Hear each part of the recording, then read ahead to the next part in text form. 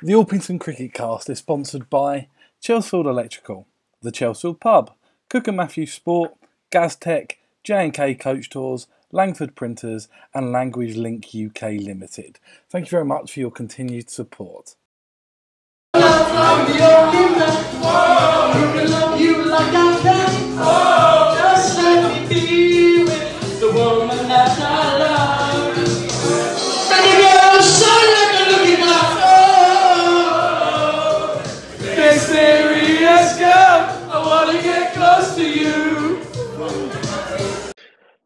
Hello and welcome to episode number 4 of the Orpington Cricket Cast. Still waiting for that perfect name, I think. With myself, Big Mac and Cube, Mr. Morrow. Another fantastic guest today. We are spoiling people with our guest that we've been getting on. But for a bit more of an introduction, I will again hand over to Jack. So this is probably our most requested guest since episode 1. Someone that's played over 325 first-class matches, both for Kent and Sussex. A 20-year playing career, just the 19,031 runs with 4,500s, and then an average of just shy of 40. He also spent 3 years at OCC with his brother Colin, and he was the 2000 Batsman of the Year, the prestigious 2000 Batsman of the Year at Orpington. And also holds the Kent League record for the biggest ever opening partnership, which I believe was against Canterbury. But welcome, Mr. Neil Taylor. Good. That almost sounds like it was quite a good cricket career, doesn't it? That was good. You can do the introductions again. So imagine what sort of Wikipedia and all the other stuff can give you now, can't it? Crick info. Yeah, there we go. So obviously, how are you getting on? Obviously, you're cricket through and through. So I imagine this is the climate we're in is pretty frustrating for you. Yeah, it is when you sort of. I mean, most of the winter is spent indoors doing training sessions with kids, one-to-ones, or Bromley District, or club stuff, and that all leads to them hopefully playing some games outside, and it's not happening at the moment. So that's frustrating. To see the work that those lads put in during the winter and then not being able to see at the moment the end product of that, of them going out and scoring runs, taking wickets and fielding well. So yes, it is frustrating, but there are a lot of people worse off than we are, and hopefully something will come later on in the summer. If it doesn't, then we'll just go back and start again next year again. Yeah. Well, it'd be an extra long winter, I imagine, if we don't get. Yeah, that's the frustrating thing. I mean, sort of the winters seem very long. We tend to be a country that seems to spend more time training indoors than we do playing outdoors. You know, some of the training sessions start in September or early October, and they're finishing in April, and that's sort of 6-7 months indoors, and it's quite refreshing to get outside and get some fresh air and see the boys play and the girls play, obviously. Of course. So let's take you back to in your, as we said, prestigious career. What sort of like your earliest memories of cricket? What's sort of like the first thing that stands out? Parents. My dad played cricket, and the pair of us, my brother and myself, and my mum and dad as a family, going off and playing cricket matches on a weekend. My dad would play, and my brother and myself would cause havoc on the sideline, just doing what most kids of a sporty family wanted to do, whether it was cricket or football or whatever. And just that sort of upbringing, that sort of each weekend we did something as a family and went off and played sport. Cool. You grew up not too far from Orpington, I'm right in believing. I've lived, well, apart from a bit when I was playing cricket, I've probably not moved more than about 2 or 3 miles from where I was. I mean, I used to live what's now the Ramsden Estate. That was where we was brought up before it was sort of built up as much as it was, but that was where my mum and dad lived, and I haven't moved much further than that. As I say, apart from about 10, 15 years, I lived in Canterbury because it obviously made more sense as travelling wise with playing cricket down there. Of course. So, who was sort of the first club side you would have played for? Or was it more school back in back then? Well, I think most schools, the school I went to, then we didn't play a huge amount of cricket. If we did, it was left to us to try and organise a little bit. I was very fortunate that I got directed or encouraged, whatever way you want to go, and I played for a team called Senec, which was in Knoll Park, down in Sevenoaks. My primary school headmaster at the time, I went to Blenheim Road Primary School just in Ramsden. Played for this club, and so I don't know how old I got as a primary school, probably could have been much more than 10 or 11. He encouraged me to go and play some age group junior cricket there, and that's where it started, and that's where I played a huge amount of cricket growing up, probably till I was about 15 or 16. The summer holidays were just cricket every day. It was just sort of, without saying to you, I was reasonable at the game, so I could play up age groups, and if there was an under 13 game going and I was under 11, I'd play in that, and then same thing the next year, under 12s, you might be playing in the under 15 team. So you were always playing every day of the week almost. My sort of granddad deserved a lot of credit because he just drove me to all these places around Sevenoaks and Maidstone of playing cricket almost every day during the summer holiday. Cool. I think that's anyone that loves cricket. Ben, you probably tested this as well. Is that's quite a common story that when you're young, the family always drive you around to, especially in Kent, because you can end up playing one week in Broadstairs and then the next week in somewhere like Orpington, yeah. So you don't really know where you can end up playing. Yeah, and I think also with especially with Orpington as well, like you mentioned, your dad he was playing, and I started playing because of my dad. I know, Jack, you've got links. I mean, your granddad was always the one ferrying you to games and stuff, wasn't he, as well? So yeah, sort of between the three of us, I think it's all the family members covered there. We ticks. Well, I think it's even, that's the crucial thing nowadays is now you move into coaching and working with younger players, it's to actually make sure you have good relationships with parents and grandparents, because they're absolutely vital for transport and getting our players to venues. It's always makes me laugh when as coaches we moan at the young players for turning up late. Most of them can't drive, unfortunately, so we've got to make sure that we keep our parents and grandparents on side, and they're the ones that are enabling our boys and girls to get to matches and play those games. So when did you first get picked up at sort of county level then? What sort of age, and how did it come about? Because obviously these days you have trials, I believe it's how it's done. Yeah, when I was that age, there were only two age group teams in the county pathway. That was under 15s and under 19s. There were no under 10s, under 11s, none of those games.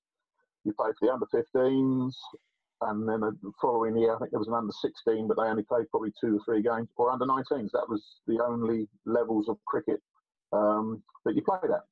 So I didn't get to play for Kent until I was 15. And I can remember going to trials at I presumably much cricket, but I can't work that one out because the school didn't do much cricket. But I ended up at trials. There was a place where my club used to play, and I don't know whether it was a ground, Janie Halls, which is over at Dartford, near the Lee CTC school. Now I don't know who plays there, but I had a trial there. Then we went to Dartford to have another trial there, and then I got picked to play whatever it was the first game of that season for Kent under 15s. Do you feel those that made it into the Kent side at that age group, the under 15s and especially the under 19s, because there's not under 11s, 12s, 13s, 14s, you had more chance of making it playing first class cricket? Possibly. I also think you're not putting all your eggs in one basket as an under 11 or a parent of an under 11 seeing their son or daughter selected for a county side and think, well, they've made it already as an under 11 or an under 12. We didn't really have a lot of times thoughts of pathways. We weren't training a huge amount in the winter as a county team. You were almost coached by then. What's now the district sides, it was the AKCC district. So because my club was in Sevenoaks, I played for Sevenoaks AKCC, Association of Kent Cricket Clubs. So you were coached a little bit down at Sevenoaks during the winter, during that. But at 15, I was the opening bowler with the Kent under-15 team and batted number 8. And my best mate at the time was a bloke called Graham Dilly. He batted 3 and was fourth change. And within 5 years, he was opening the bowling for England on an Australian Ashes tour. So when you're looking at young people and coaching them, people get to different places and different things at different stages of life. You know, Stuart Broad always talks. He joined the Leicester staff as a batsman who could bowl a bit, and then over the spell of one winter, he'd grown nearly a foot, and suddenly realised actually Leicester were missing out on something. And perhaps we should get him bowling a bit more. And that's, you know, to specialise too early for a lot of kids now, and that's your academies, whether it's football or rugby or cricket. You know, the bugbear is that you want your young players to play as many different sports as possible to help with athleticism, or just not getting stale by playing one thing over and over and over again. Do you also think, especially on the cricket front, that we need to encourage players more, especially at that younger age, to bowl, bat, enjoy fielding, rather than sort of like pigeonholing them into one role? No, kids have got to be able to try and do everything. To us as coaches, to encourage the results at certain age groups are immaterial. You know, it doesn't make any difference to me, as I say a lot of the time, which is quite strange because being one of the most competitive people going, that it doesn't matter if you win or lose as long as they've had some fun and they've done something, because if they don't, they won't come back next week, and that's the toughest thing. You know, rugby are now doing a certain amount of time that you have to play at matches. You've got to play at least half a game. So if they're going to shoot, they have to play half a game. Before, and I've been guilty of that running rugby teams, is that you don't want to put some of those players on because they're going to weaken your team. Come in a close match and you're thinking, I've got a lad sitting here on the sideline. I know if I'm going to put him on, he's going to weaken my team, and it's quite a close game. But the cricket side of it is try everything. You know, you don't know what somebody's capable of doing until they've had a go at it. And we have to make sure as coaches or administrators, whatever it is, that these kids have a huge opportunity to try as many different things as they possibly can. Great. So obviously we've now come on to you playing under 15 for Kent. When did you first get the call up to senior cricket at that level, when you found yourself playing first class cricket? Well, it's sort of a stepping stones, bit by bit. I got a call up to play in the Kent second team because somebody had gone down injured on the morning of the game, and I remember thinking now I've got a bus from Orpington to Dartford to play a game. I really do think nowadays people would say, sorry, I can't play because I can't get there.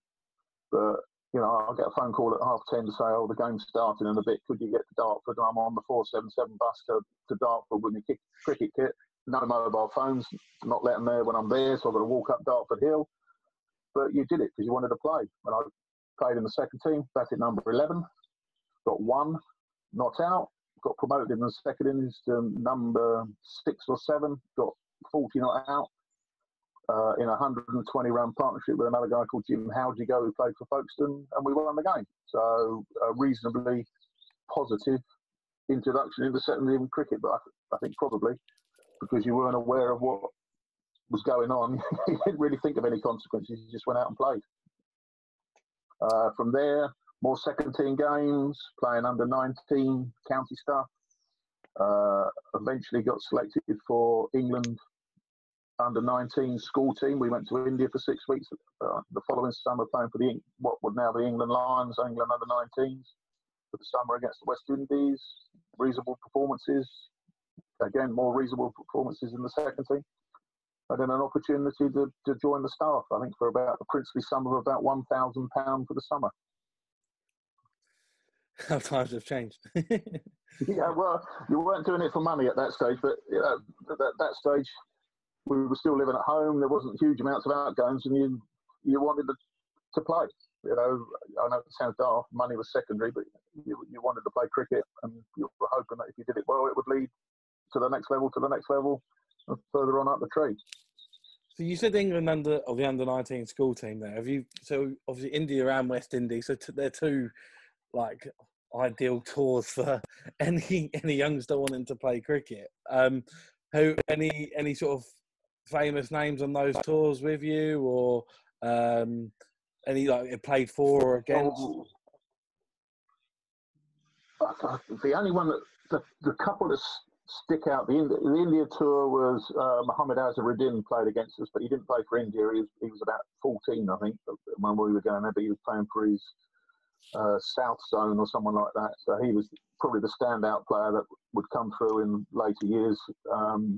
For the West Indies, 2 or 3, probably a guy called Carlisle Best, who played a few test matches from Barbados as a batsman, Franklin Stevenson, who played county cricket for Sussex and Notts, and a guy called Winston Davis, who played for Northants and Glamorgan. So there was sort of 3 or 4 players there that came over and played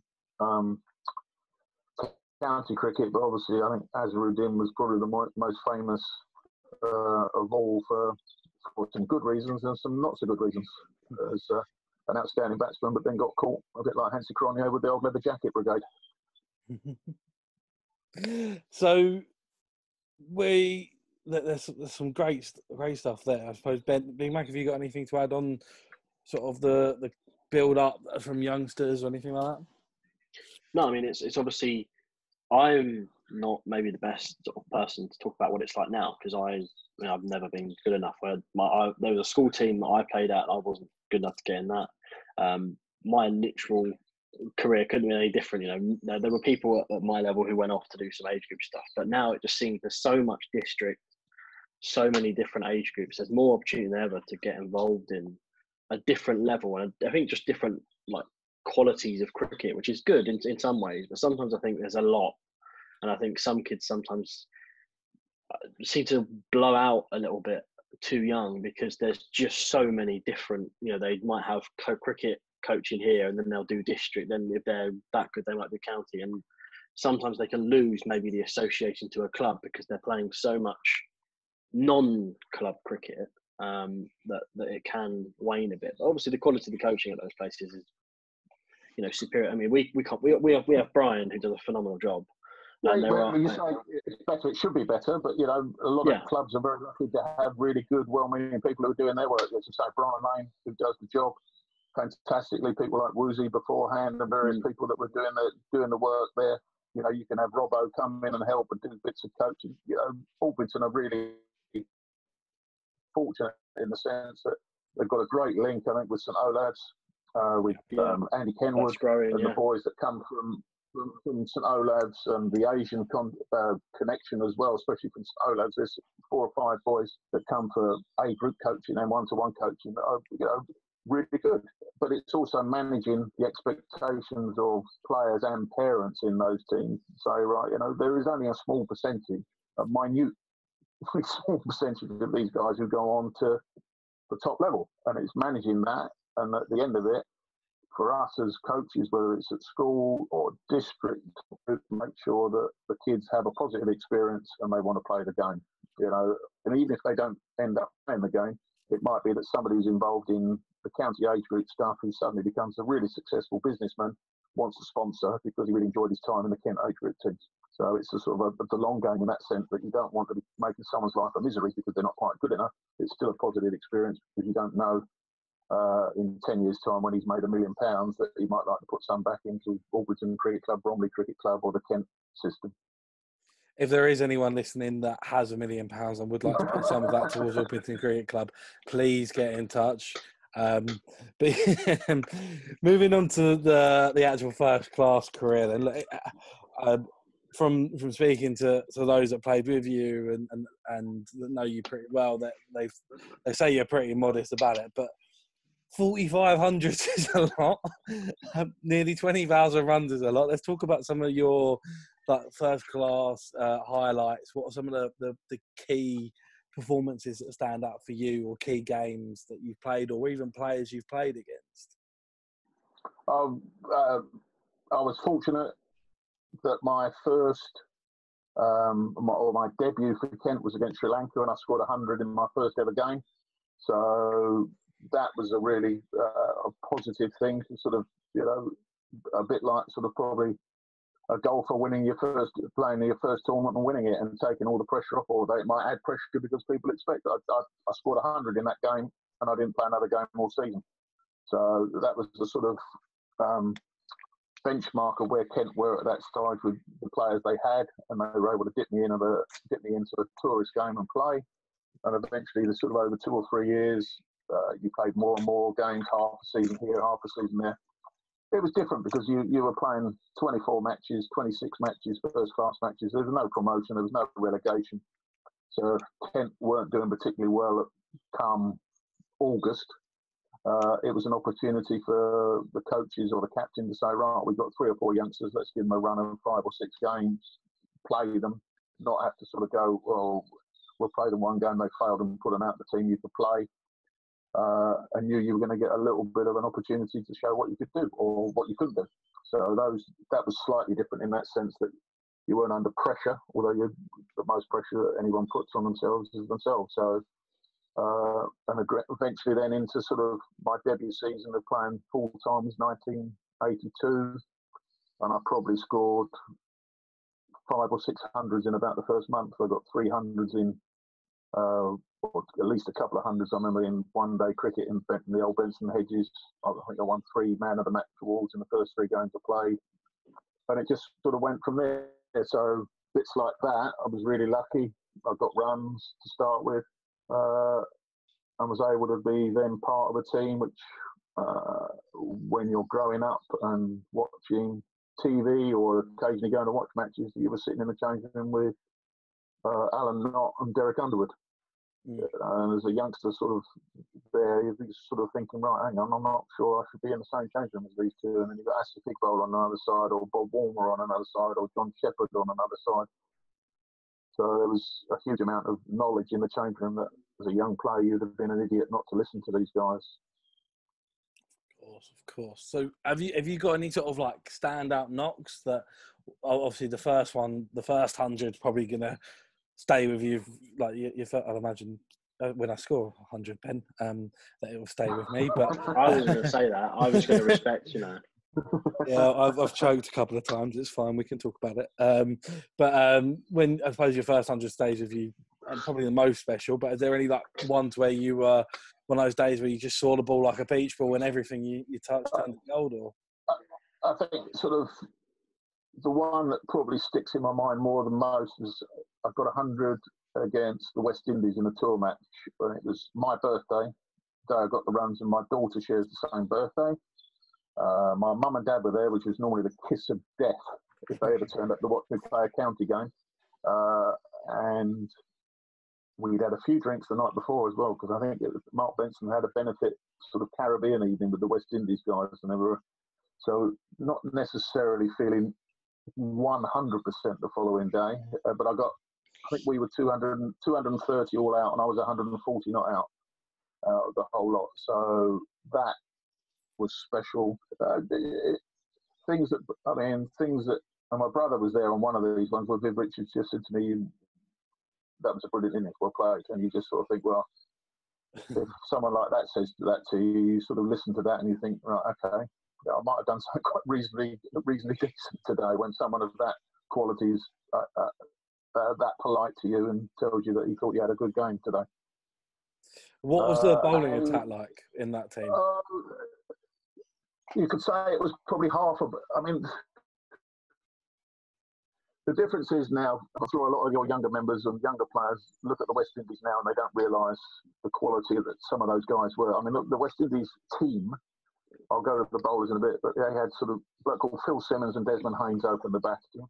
You had Brian Lara 3, Viv Richards 4, Carla Hooper 5, Gus Logie was another one 6, Dujon was 7, and then they had Patrick Patterson, Courtney Walsh, and 2 young under 21, under 22 players from that were on the tour that didn't play in the test matches were playing, who were just as quick because they were trying to get in the test side. And in that particular series, I think Walsh and Marshall, or Walsh and Benjamin weren't playing in that game. Ambrose was not playing in that game, so he was having a rest. So the quality of their team, Patterson and Walsh were a handful. We've just had we've just done one of our overseas from a couple of years ago, Dylan Robertson, and he was talking about facing Pat Cummins and Mitchell Stark, saying a bit of their quick. I think we found someone that might have faced slightly quicker. Well, yeah, I think I played against the West Indies twice, and the first time I played them was, well, I think it might have been 1980 or 81, but I batted number 5 or 6, luckily, in that game, and they only had 3. They had Holding, Garner and Croft with the 3 in that county game, and I think Roberts and somebody else weren't playing. So, yeah, I mean, I think sort of when you look around now, and when they're talking about brilliant Australian bowling attack of Cummins and Stark and Hazelwood, the West Indies had absolute plethora of outstanding fast bowlers, and then you played county game against Wasim Akram and Waka Yunis, then you'd have Alan Donald to bat against, then you might have Richard Hadley, who wasn't quite as quick, but you know, all these guys were playing county cricket for the whole summer, not just for 2 or 3 months and then gone. These guys were part of the county furniture. You know, these guys, Richards and Garner and Hadley and Clive Rice, they all got benefits for their county because they served them for that length of time. Fancy facing that quicker bowling, Big Mac? I think I'd have done a bit of backing away. I've genuinely, I think there was a game, I don't know if you played actually, it was when, I don't think it was the day 1 cricket tour, but I faced generally the slowest bowling I've ever faced in my life, and I backed away from it because I was trying to park it, and he never bowled before, and he bowled me out because I was walking away because I was trying to moo it out of the park, and I think I'd struggle against anything remotely near that region. I think a lot of closing eyes and swinging would take place.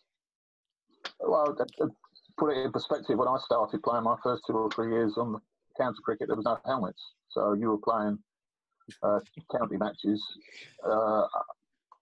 against bowlers with no helmet. I mean, I played a second team game for Kent against Sussex, and it was at a place called Bowwaters in Sittingbourne.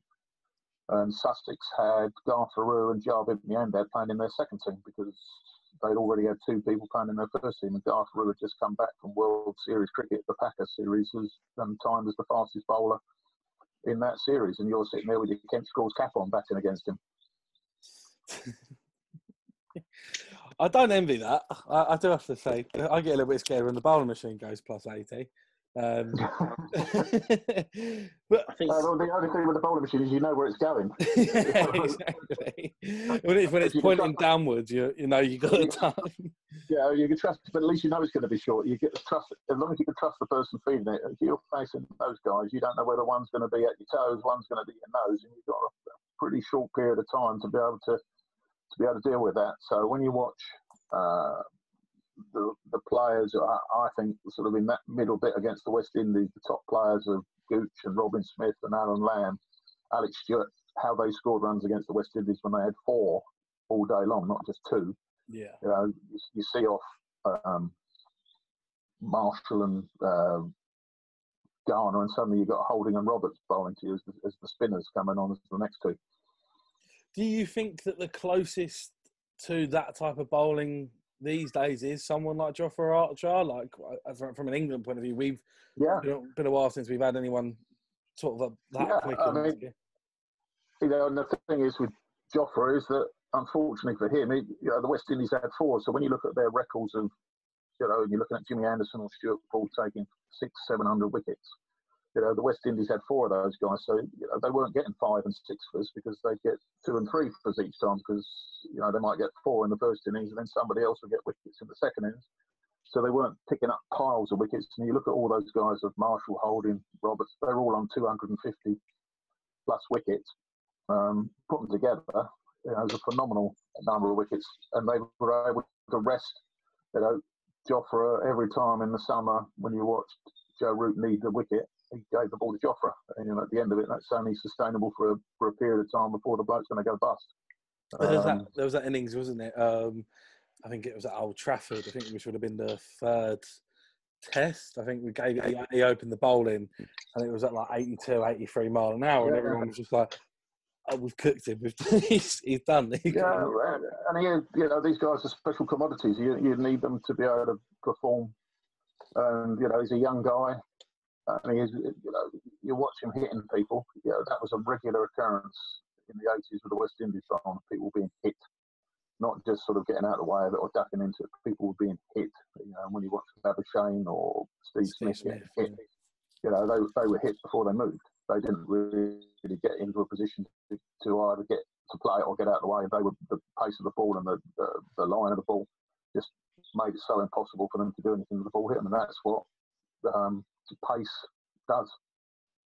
Do you think the way that we play pace bowling, especially the short ball, has changed too much these days, or do you think sort of when you were playing it was more of a case of watching the ball even closely, but then there's more of an element of a trust because you do have a helmet?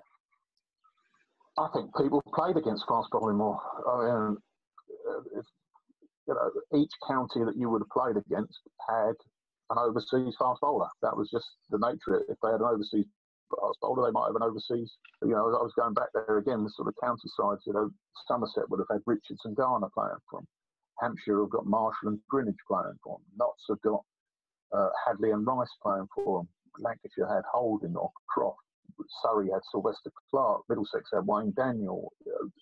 There were pace bowlers aplenty in county cricket, and obviously also that the England fast bowlers were playing all county cricket now. These guys are taken out of county cricket now because they're Team England, which is great for that, but does it prepare our younger players or players coming through? And that showed up probably whatever tour it was when Mitchell Johnson just killed them in Australia because of pace.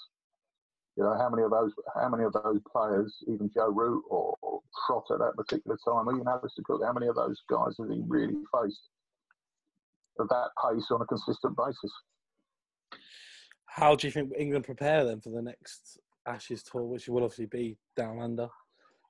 Well, they just it becomes more and more of a selection dilemma, and I think the way they select their sides, they will look at that now. Do you pick the same side to play in England as a batting unit on a green little seamer dibbing dobbing around as you do to pick to go to Australia? Do you pick people who can play better and faster pitches? The same as you would you pick specialist batsmen or bowlers to go to the subcontinent? Do you pick a group of players who are really good players for spin bowling? Or do you hope that your batsmen can do all of those? It's well known that there are players that are better against pace bowling and are not so good against spin, and vice versa. Somebody in my era, Robin Smith, was terrible against spin, absolutely terrible, but was a fantastic player of fast bowling. We'd have games where we played Hampshire and he went up to open the batting, so he didn't have to face Derek Underwood. So what did we do? We opened the bowling with Derek Underwood. It was as simple as that.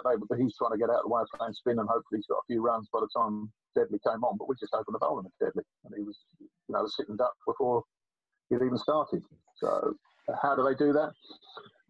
And again, pace bowling. England, when they went to Australia and won a few years ago, Kremlett, Broad, Anderson, Bresnan, a huge group of 6 foot plus fast bowlers, the same as the Australians have got now. Yeah, exactly. I think we've going back to sort of, obviously you touched on Derek Underwood, absolute legend of the game. I mean, who is the best player you've seen bat, and who's the best player you've seen bowl? Bat, Viv Richards or Malcolm Marshall. Two best cricketers, and again, sometimes you pinch yourself that you're on the same field as those guys, but those. I'm not sure. Yeah, there are people that are similar. Or Lara I played against, but I didn't play against him as much as Richards. Richards was just the genius, and you just sort of think it was one of those. As a young player, again, you pinch yourself that you're on the same field as these blokes. Cool. So then we'll come towards the back end of it. Obviously, your time finished at Kent. There's a story that I've been told, which I think we need you to get you to elaborate on. Right. It involves a declaration, and it involves you being on a score near a certain landmark. So I'll let you tell the story on that one. Yeah, well, that was nice. Thank you very much for that one. having said I got 45 first class standards, I also got 3 99s. And this was one of them. I think we're at Trent Bridge. I got 99 not out. We declared, and Ravinder and Min Patel was the one that weighed us in. So I had no idea what the motivations were about the declaration. I think I'd only had 3 balls on 99 anyway. Whether they were thinking there was a declaration to make a game of it, I had no idea to this day what the motivations were behind that. I hope it was just sort of to set up a game. Is that quite politically correct, the answer to that? Yeah, I think so. Yeah. I think so. I can imagine you weren't too happy when you saw the arm. Well, I think the opposition were more surprised when we sort of they waved in and they looked at me and started sort of laughing and going, "What's happened there then?" And I was sort of, okay. But I'd like to think, I can't remember walking in the change room making a big fuss and swearing and shouting or anything like that. I don't remember that at all as a reaction to it. It was probably more of a bit of a surprise and thinking, okay, someone's got something here that they want to get a point across, but who knows? It's not something that unduly worries me now in the sort of 30 years later or whatever it is that was the case. It was in 4600s, but then I got 2 out of 99s that were my bloody fault for getting out on, so it should have been 47 or 48 anyway. I think Robbo asked us a question to ask you. So obviously, let's go on to sort of you've retired from first class cricket and you've made the decision to come back to club cricket. Was it hard going back into the club environment after sort of like such a long professional county cricket career, and especially a club like Orpington where the attitude towards training, sometimes playing matches isn't quite as professional? It got harder for me as a player because I think when you finish something, you've still got that ability for a bit. But then as each season goes on, you're not training as much, you're not playing as much, you're not practicing as much. The dedication or the age comes into the eyesight and things like that. I was a pretty miserable sort of Orpington. I just wanted to win, and perhaps that on the field at times came over. That we're trying to win matches. I want us to win games. I want us to be at the top of the league. I don't want to lose games. And for me, playing, I still wanted to score as many runs as I could. I still wanted to bowl, which is quite nice, and take some wickets. And you're right, it is frustrating, especially sort of. I think the first year, first year Sanjay might have captained. Sanjay Patel might have captained. Next year they asked me to do it, and I found that okay, but it was more frustrating in the fact that it's 10 minutes before the start and 2 or 3 players haven't rocked up. Then you're wondering whether we should bat or bowl first because we've only got 9. And you're thinking, well, if I can get here on time, then every other sod should be here on time. I quickly realised where the training wasn't going to be a huge part of the job at Orpington. It was more getting 11 players out or other 10 players who wanted to play and enjoy playing. We were lucky for 2 or 3 years that we did have that. I'd say people like Rob Sanjay and people like that and playing Pabs and various other guys that are no longer involved with the club, but they were a decent team. That's what I say. You played in one of the great Orpington teams, like in terms of the players. I think obviously yourself and your brother, Sanjay, obviously with the amount of runs he scored for the club. Robbo, obviously club legend. Pabs, like you played with some of the best players. Someone like, from a bowling point of view, someone like Neil Bradford as well, who just used to run in and bowl, and take wickets every match, or would give you 100% and bowl his 15 overs each weekend. He was outstanding club bowler. Or weekends in league cricket. Those guys. And we had a couple of good overseas players. One of the first years, I think, was a bloke called Dave McFarren. So I'm not sure what his name is, an Australian who was outstanding in his attitude to how he wanted to play and how he wanted the team to play, and gave 100%. I'm sure with overseas players, you don't always know what you're going to get and how positive an influence they are going to be in your team. But Dave was a really positive influence on that team where we got promoted into that joke 2-day cricket that we played. Any sort of memories from Orpington stick out? Like any, obviously we've touched upon the opening partnership, but is there any sort of like proper good memories of the club outside of the cricket stuff that you can remember as well? No, I just that was Orpington. The cricket was important, but the social side of it was just as important. And it sort of, and even in the bar with those guys was just as much fun. It was, the cricket was. We played cricket to win. We wanted to win. I'll tell you the story of the Canterbury game where Colin and I we put on 300 for the first wicket. It was a strange league setup in those days because we played Canterbury second game of the season and then we played Canterbury about fifth game of the season. There was no sort of play the first set of games, then it'll be the opposite set of games going on. And we played them about 3 weeks later. And the bloke from the Canterbury side said to me after the first game, "What's it like to be a has-been?" And I sort of looked at him and said, "Well, that's fine, but at least I've done something. You're still batting number 6 for Canterbury on a Saturday, scoring no runs." So the next game at Canterbury, I got 196.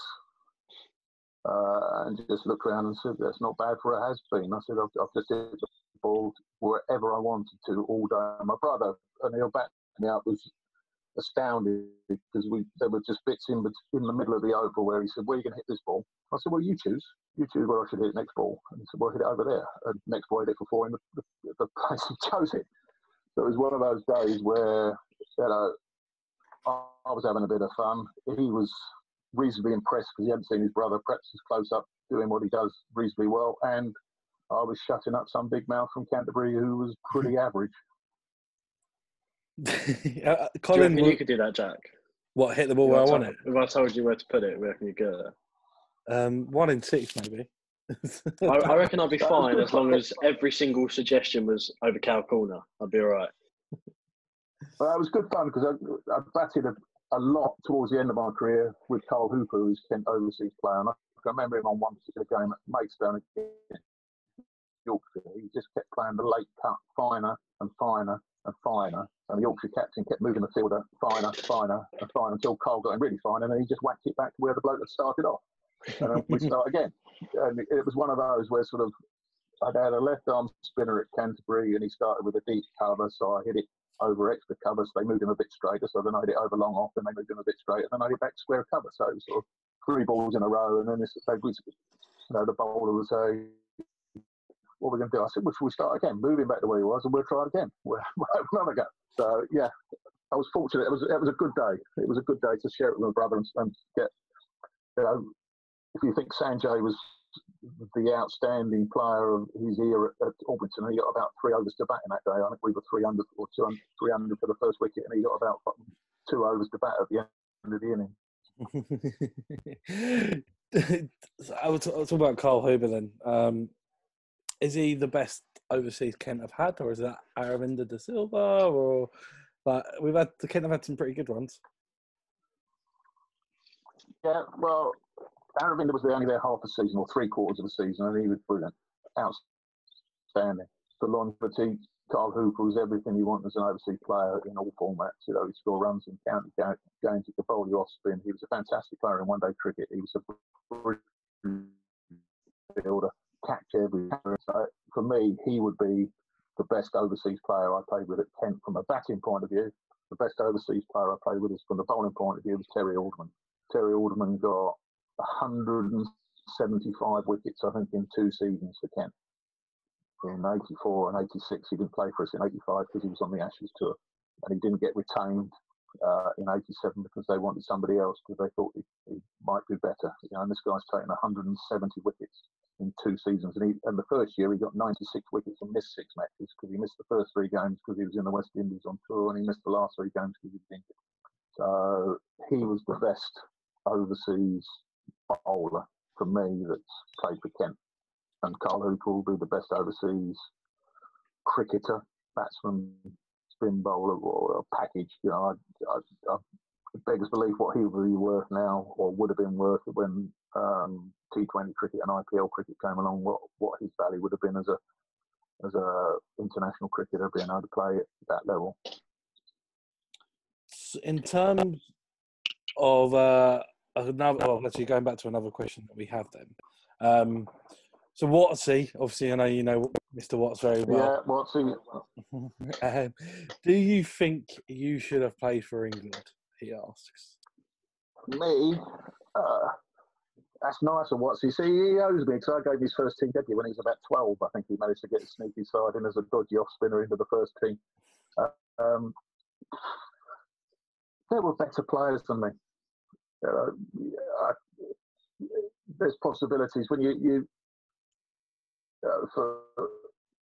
I was competing against people like Gooch, played 100 test matches. So there wasn't, as an opening bat, there's probably not a place there. Then you've got Gower in that era. My best cricket was from about 1990 onwards for about 5 years. And that stage I'm over 30. And then now suddenly you're competing with Atherton, Stewart, Hick, Robin Smith, all those guys. So it doesn't unduly worry me. It would have been lovely. Yeah, it would have been really nice. But I didn't really ever think. I didn't often sit there looking at teletext at those stages, thinking, "Where's my name? Why have I not been picked?" Because I just thought there were better players than me. Do you think you would have done well at international level? Who knows? I think again, if you look at the bowling attacks, it would have been. It depends which country you might have started your career off. The two best players in county cricket in my era were Hick and Ramprakash, and neither of those had particularly stunning test careers. Possibly now with central contracts and not being judged solely on perhaps one match and being given a period of time. There was a great podcast on Sky the other day when Owen Morgan was talking about selection and how or he was sitting in a change room with a lot of young players who hadn't played very matches and many matches, and the opposition had blokes who played 100, and he was saying, well, if we don't stick with these guys, they will never get to 100 one-day internationals or something like that. We know they're good enough. Some will flourish and some won't, but we can't judge them on one or two games. We've got to give these guys, especially if you set a plan out that this is how you're going to play. We're going to play fearless cricket, and we're not going to judge you if you get out playing a terrible shot. We're just going to let you play. And somebody like Jason Roy plays a couple of bad shots, and they go, right, okay, well that's two. He'll win us the next game because that's how he plays. And England tried that initially towards the end of my career when the 50 overs was brought in and the power plays in the first 10 overs. A bloke called Ali Brown, who played for Surrey, was put up to open, and he had a couple of games, and they go, yeah, look, he can't score runs. He got 100 in one of the games, I think, but over a short period, they go, can't do it. He's not good enough because he doesn't play the correct way or doesn't do it consistently. England now have a belief in their players. They trust them to say, right, this is how we want to play. Thanks for playing that way, and we'll back you if it doesn't go quite so well.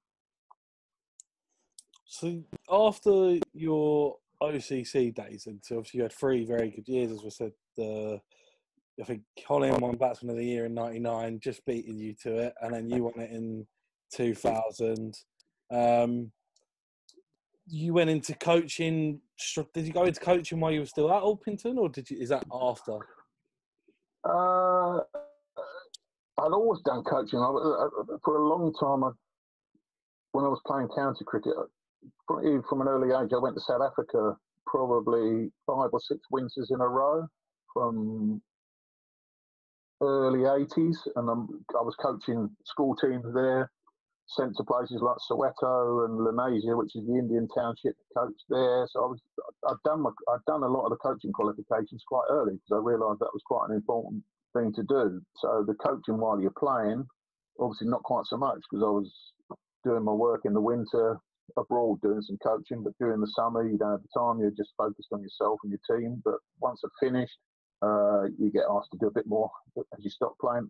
My first sort of real job, as my brother calls it, not playing, was teaching at St Dunstan's College. So you go there to start teaching, stroke coaching, stroke mentoring, whatever you want to call it. So then it becomes more of a focus that's you're working with young people and trying to instill in them an interest or a love or a continued enjoyment of playing sport. And that was the first bit. And then people that I knew, Paul Farbrace initially when he was at Kent doing the academy, got us involved in coaching some of the batters. You know, and I go back to, I mean, Alex Blake's 31 now, and I was coaching him when he was 14, and Lydia Greenway and those girls coming through at that sort of stage. So you were focused on coaching a lot of those guys, girls on one-to-one basis quite early on, and then as it moves forward, then you get asked to practice a county team, or you gradually start doing bits and bobs like that, and working with the better younger players, which is always challenging because you can pass on some of your information which is not applicable for them, and you know you're learning how to coach young people and young players, and that's changed enormously over the period of time that I've been doing it. You know, it's more player centered now. You're looking for the player to perhaps give you more information rather than you just telling them, trying to get them to self evaluate and self solve problems. So, but it's good fun. It's good fun working with any young players because you only start to realise how keen a lot of these players are that they want to get better. They want to improve because they enjoy playing their game. You know, how many people do you get? How many do you get at Orpington on a regular basis? You know, there's vast numbers up there. I think what you said towards the end there about players of led stuff.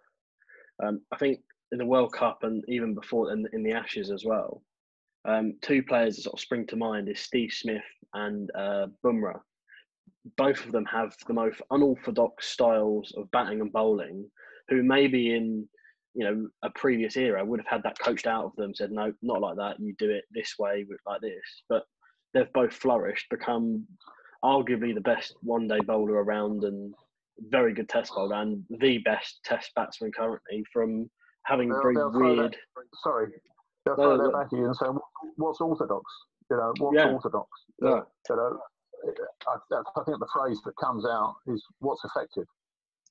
You know, that's the most important thing. As long as it's safe for a bowler and they're not going to get injured with a poor bowling action, but what is effective? How do you score runs? Because at the end of the day, for me as a batsman, it wasn't how, and I can guarantee anybody that saw me wouldn't be saying it's how he looks as a player, because it wasn't the most aesthetically pleasing, but you found a way of scoring runs. That's the job as a batsman. How do you score runs?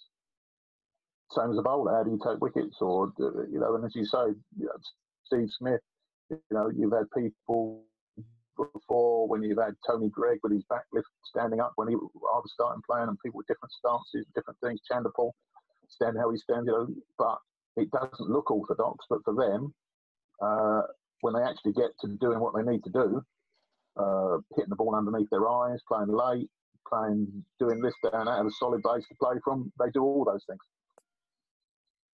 So the coaching points are ticked. They just do it in a different way. You watch a delivery bowl to Ian Bell, who will cover drive it. The same ball, Kevin Peterson will whip it through leg side. And that's which one's right and which one's wrong. Yeah, I suppose it's these days, especially with the more TV coverage across all the nations. Like, I think previously, like obviously there's a lot of just English cricket being watched, but you watch the way that Sri Lanka's, some of the spinners bowl there. They obviously have unorthodox actions, and obviously you've got a much wider scale of an audience these days. So like the Sri Lankan spinner that bowls left and right-handed. Like, well, if you watch Malinga bowl, if he'd have been English, we'd have only been changing his bowling action completely. You can't do that, mate. You've got to get your arm up high. You can't do this. You can't do that. You can't bowl like that. But they just left him because there's, he can repeat the deliveries that he needs to bowl over and over again. And that's, but none of these guys, this is the tough thing with young players when they say, I want to try a switch hit and I want to do this and I want to do that and I want to do a ramp. They don't realise how many hours of practice. Kevin Peterson hasn't just unfurled a switch hit over the offside for 6 because he thought it would be a good idea on that particular day. He's practiced that probably for a year. You know, and the basic stuff of batting for me, which is, you know, having a good balance, getting your head in the right place, and playing the ball late, are all still applicable to all these trick shots or shots now that people take for granted. What you wanted to ask in coaching, Ben? There was a point we discussed before. Yeah. You mentioned it briefly. I think you just said that coaching has changed. What do you think is the biggest, beyond the sort of player-led stuff? Is there sort of a technique that's totally gone from when you do it now to what you were coached? I think from a coaching point of view, it's just letting the players try and do what they want. You know, don't sit there and berate them for failure. You know, the teaching side of it, and we all work in businesses or jobs where actually failure is sometimes encouraged because it gives you an opportunity to learn from those mistakes about what you can do differently next time to succeed. And for young players, they don't want to be told they're doing something wrong. They want to be able to express and try different things. But, you know, and in match situations, if you speak to them and say, okay, tell me what your thoughts were when you played that shot, and if there's a particularly good reason, you know, yeah, I thought I needed to do this because the run rate was getting higher and that fielder was here and this, that, you end up sort of saying, brilliant, great idea. Just play it better next time. You know, the choice was right. You just didn't execute it as well as you wanted to. So carry on playing that. And I think that's the key now, is trying to encourage people to be positive, not fear the coaches berating them. And I still watch sessions, and the coaches are telling the player every 5 minutes. And I always do it an after dinner speech, sort of the things I do. You know, as youngsters or even as club players, you know, Orpington Cricket Club have booked the sports hall wherever they are for an hour and a half. We have 9 people to bat. That means you're probably going to get 10 minutes each batting. That's your 10 minutes. You don't want the coach coming down after 2 shots to tell you exactly what you've been doing, because you're looking at your watch or the clock on the wall going, he's just wasted 2 minutes of my batting time now. I've only got 6 minutes left. I just want to bat. You know, if he wants to have a chat with me at the end of it, unless there's something glaring, but, you know, the days of people wandering down and telling all the time is a sort of, should be for me, a thing of the distant past. You know, there are players that perhaps are not mature enough as cricketers, in the sense that not age-wise or physically, but don't understand the game perhaps quite as well as other people, that need some help with that. But if you do the questioning right and have a chat with them, and the players, you know, it's not questioning them, it's just having a conversation about cricket. A lot of them, so what were you trying there? Oh no, it's terrible. Okay, tell me more about that then. It's those sort of things that you've got a bit more time to talk about. Technique is hugely important. Don't get me wrong. Technique is, you know, enables those people to make those decisions and play the shots correctly. But the coaching side of it is, you know, let the players experiment, let them try different things. Because if you sort of pigeonhole them and strangle them a bit, they're not going to come back, because it's not fun. I don't think we can say it any better than that, to be fair. I think you've touched on some, because also, like, within that, some great tips for coaches, but also for youngsters. Is like, don't be afraid to try these things, but just know, one practice of a ramp shot, one practice of a switch hit, that's not going to get you any success. If you're going to do it, get your dad or your mates to come down to the nets with you and spend 20 minutes chucking them on the same place and you playing the same shot over and over again, and encouraging, like, we're not going to have a go at you for playing these shots, but you've got to practice them as well. No, exactly. I mean, I go back to when I was playing for my first club, Seneca, and I don't know how old I was, 13, 14. And I can remember playing a game and the bloke bowled short at me ribs. I couldn't score a run. I could play all right, I could defend it, but I wasn't scoring any runs. And all I got put back the next week was my poor old dad coming home from work throwing tennis balls at my ribs, and me working away out there, perhaps how to play a leg glance or play a shot into the leg side. Not necessarily a pull shot, but some way of being able to cope with that particular delivery, so I could score off it. You know, the coaching side of it is, you know, a kid wants to play the ramp or reverse sweep. You're also talking to them tactically about, you know, tell me what field placings would be. What type of bowler would you be playing that? Because if you're going to play a ramp to a bowler bowling at 40 miles an hour with fine leg up, all you're going to do is end up tipping the ball to the bloke who's in the circle. So the decision making of those is, yes, play the right shot or experiment with those shots, but you've also got to understand, for them, they've got to work out then when do you play those and when are they going to be the most effective times to play them. And as far as I'm concerned, batting, you just want them to encourage, try as many different things. Don't be frightened if it doesn't go right to start with. Keep going at it. Because one day you'll surprise yourself and it'll suddenly become, hang on, I can do this now. So we've spoken about your early days playing, coaching. Let's talk about your scoring history then. So I'm going to take you back to Sandwich. Away. Oh, God, I had bad foot. I don't know why I went down the bloody Sandwich. It was horrible. Furthest place away. And I believe a Mr. Pablo Sterling turned up late and slept in the changing room for the majority of the game. Well, that wasn't a first. We had other guys called Alistair Ramsey who played for us for a while who often didn't turn up particularly sober. Pabs wasn't on a short list of one at those stages of people that were not the most reliable to be in 100% state ready to play games for you. Yeah, Pabs was, and I'm sure he still is a law unto himself. To be fair to him, he did get the Sandwich, which was a positive. I'm not sure that anything positive continued from there onwards, but those are the joys of playing a team sport, because for whatever the results were of certain games, there were things that went on during the game and after the game and before the game that you remember more than actually what went on while you were playing. A couple of other questions from a couple of people then. So Kelly asked who your favourite player for Kent was and why. Favourite player? I loved playing with Graham Dilley because we played from the age of 15 together. He was a miserable sod at times, but he was my best mate growing up from Kent under 15s, and then obviously we both played for Dartford at the same time. I love playing with Richard Ellison. Again, similar age, but probably the person that I spent the most amount of time playing cricket with, and we roomed together for an awful lot of time, was Mark Benson, who was my opening partner for most of the time. So we spent the best part of 10, 15 years batting together, playing together. You lose contact with these people, and we probably didn't do huge amounts outside cricket because you spend so much time together. There were the golfers that would play in the winter and go and do it and play on days off, and people like that, Trevor Ward or Richard Davis or Chris Penn. But Mark Benson was the guy I probably spent the most amount of time. But I enjoyed the guys that were.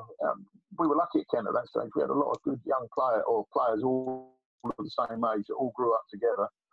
That all were Kent homegrown players. There weren't huge numbers of players coming in from outside the county. We had our overseas player, and the rest of them were Kent homegrown players. I wouldn't say that these days, I don't think, would you? There's probably a few more now. I'm trying to think. Sort of Bell Drummond will be a Kent boy, although he went to school in Somerset. Denley's a Kent boy.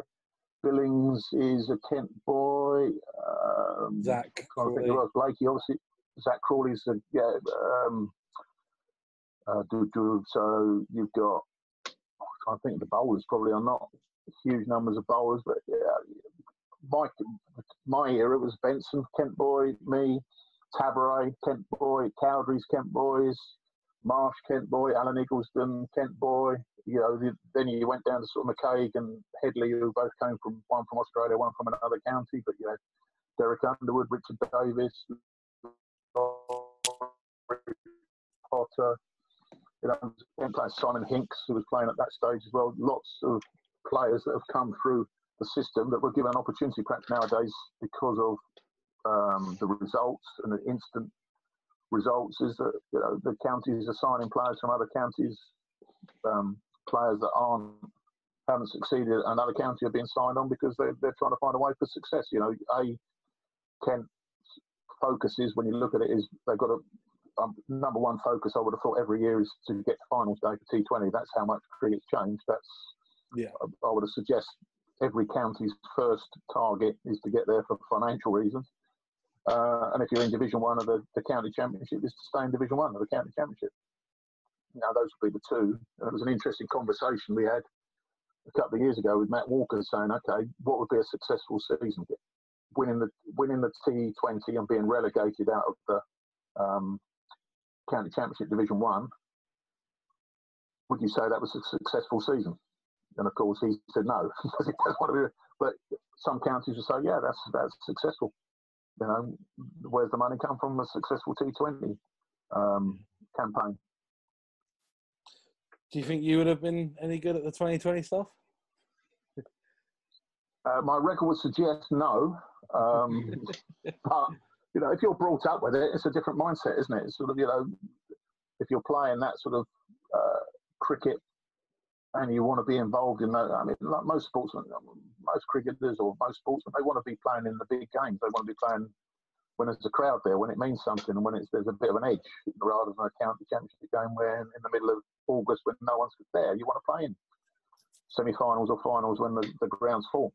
Yeah. You know, and you'd like to think that, especially now with the contracts they have, they're on 12 months contracts. My contracts at Kent were from April to September. Then you were unemployed. When you first started playing, you had to go and find a job in the winter. So you weren't on a 12-month-a-year contract where you played. They then managed your rest period in October and November. Then you started going back to training. Then you were doing winters next, or this practice or that practice. There's every opportunity for somebody who wants to play cricket to work at their game and be the best they can possibly be now. Fitness side, you know, I hated fitness training. Hated it. Didn't really see the point of it. You know, Derek Underwood beautifully put one year, if the opposition can hit a ball 3 miles, we'll have the first player there. But it not necessarily means we're playing our, you know, old school. He wanted to practice his skills rather than running. But nowadays, you watch, there are no people, or very few people, who are playing first-class cricket who are not athletic. That's our careers over then, Big Mac. Well, yeah, 3 miles.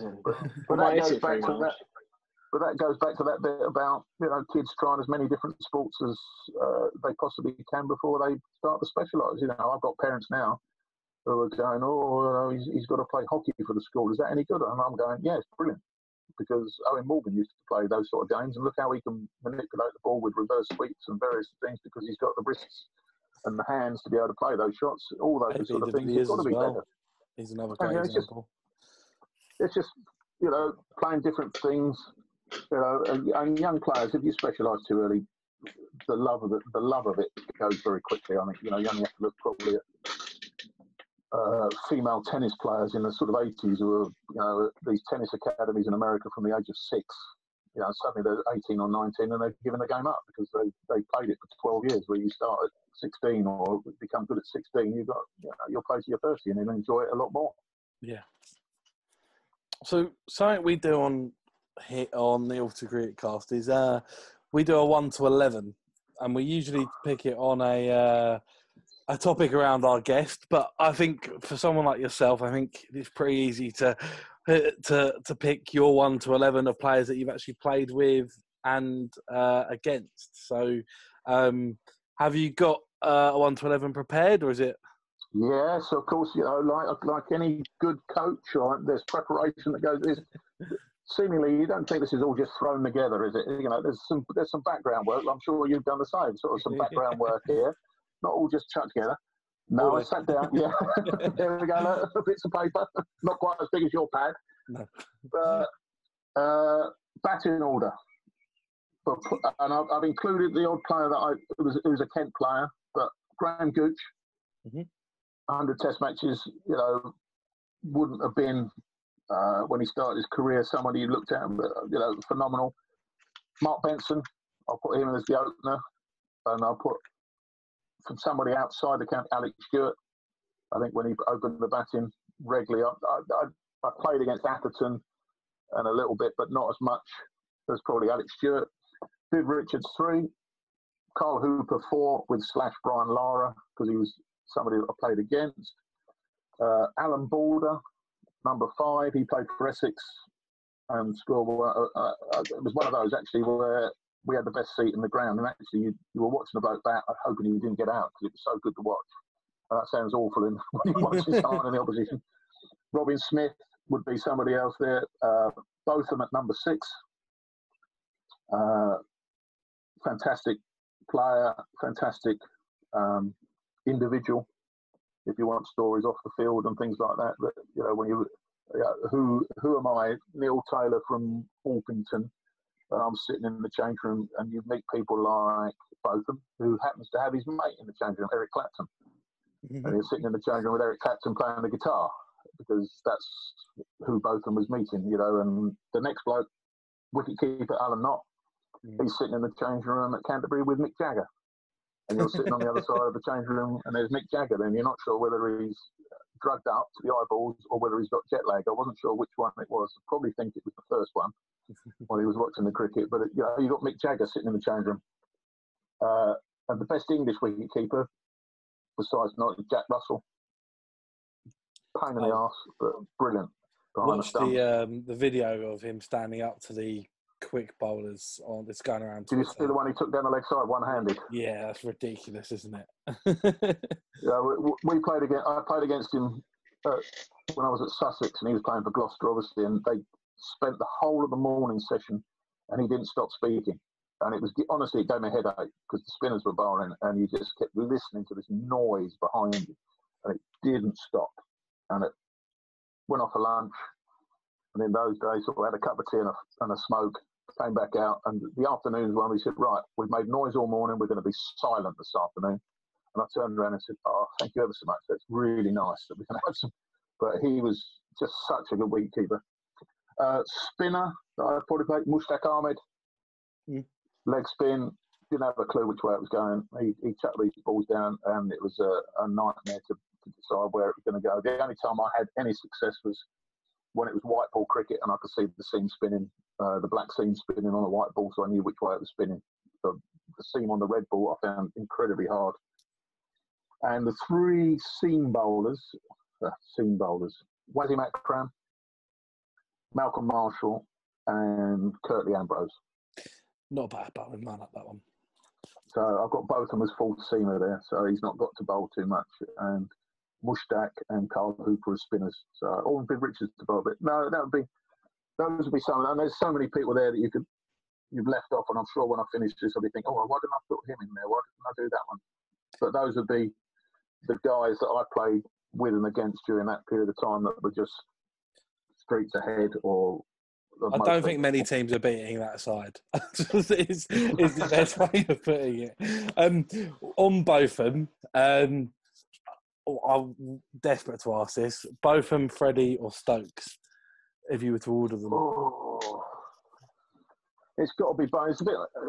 It's like saying, you know, Tiger Woods or Rory, Beefy or Flintoff.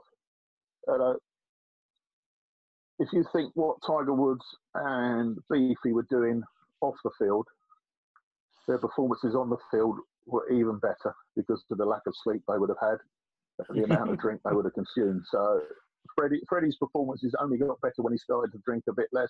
Stokes, I'm sure all those guys in their own eras would have succeeded in other eras as well. You know, just sort of Botham's cricket ability.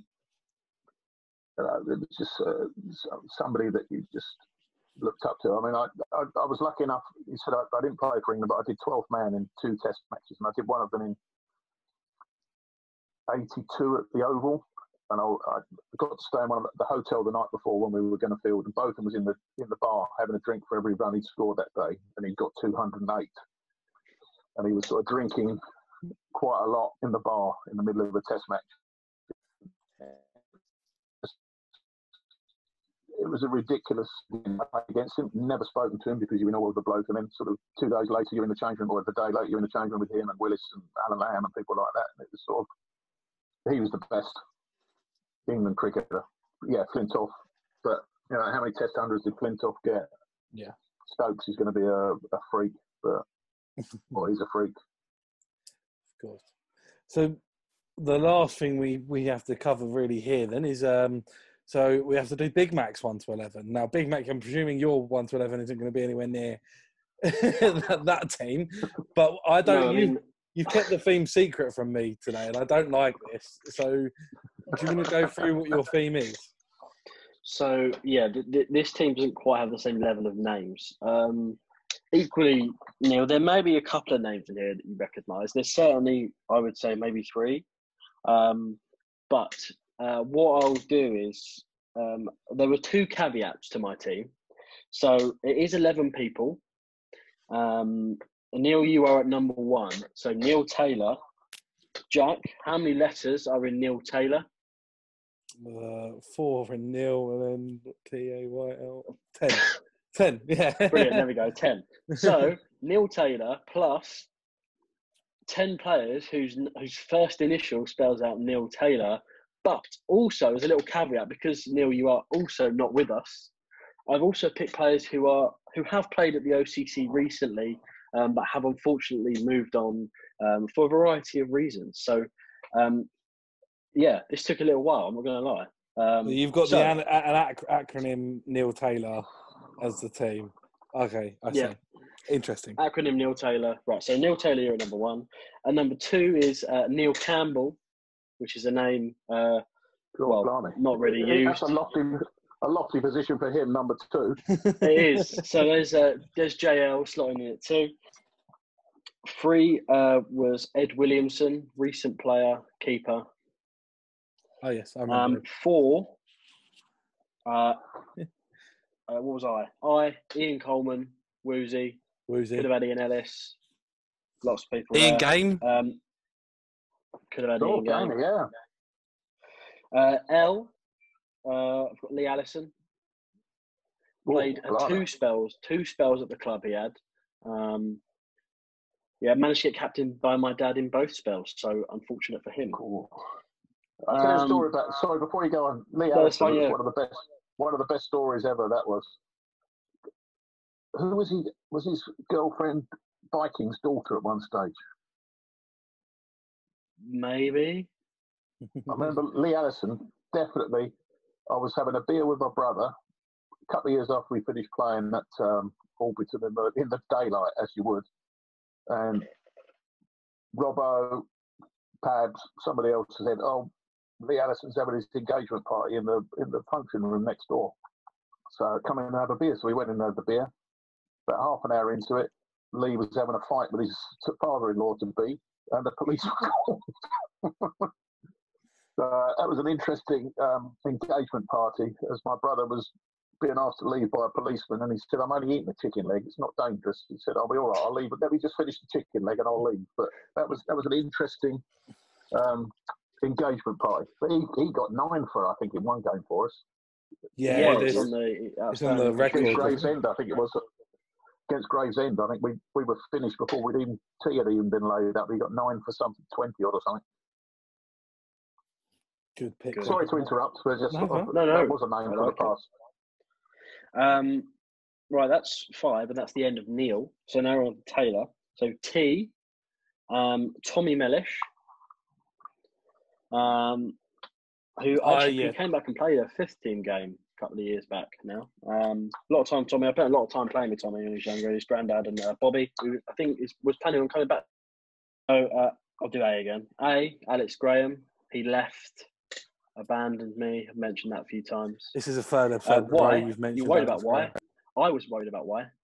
Yama. Yama. He's the only person that would fit, is Yama. Now I've got another L. It's another person who I played with in the 4th team when I first broke through at 13. It was Lawrence Ives, big tall ginger lad. O, I struggled with O. I was going to cheat and say old man and pick my dad, but Ovais Yusuf came over and played a year for us, which was an actual O, so I used that. And R, there was only really one person I could put for R. Again, I was lucky enough to play with him. He's a bit of a club legend. Russ May slots in to finish off. Russ May. What a legend. Yeah, and he tops off the Neil Taylor 11. So it's not a batting order, it's just the order of Neil Taylor. Got him all in there. Nice. I've got a lovely story. Russ May, we did a coaching course together, where might have been the old sort of level 2, whatever it was called, senior, and it was held in Broadstairs. And the Orpington boys who were on the course decided that they would, because it was Saturday and Sunday, they'd stay down for the night, wouldn't travel. So for us locally, for me, I was going back to Canterbury. So Sunday morning, 9 o'clock start, Russ was nowhere to be seen. And about every half an hour on the half hour, he'd poke his head into the sports hall through these doors and then have to go back to the toilet to be sick. Where he'd been out drinking all night. And I don't think he appeared for the whole of that day. Every time he sort of poked his head into the sports hall, and we were all going, "You all right, Russ?" No. And off he went again. So whoever was on that coaching course, I don't know from Orpington, but Russ was less than productive during the whole of the second day there. Orpington's night out in Broadstairs killed him off. God, I imagine there's been a few of those as well. But Neil, thank you so much for joining us tonight on the. Not a problem. Enjoyed it. It's been an absolute pleasure talking to you, and Absolutely. I think we can officially say that you are the biggest cricket legend we've had on the podcast so far. Sorry, Dylan. Sorry, Schmitty, and sorry, Tubby, because you don't have 4,500s in first-class cricket, either of you. So, but look, we loved it, and hopefully we can see you at Orpington at some point soon when this all clears up, etc. I'm sure we can. Lovely. I'm sure we can. Thanks. There'll always be a beer waiting for you. Cheers, that's always worrying. Yeah, no, not a problem, guys. Really enjoyed it. Speak to you soon. Cheers. Thank you. Cheers. Cheers for listening.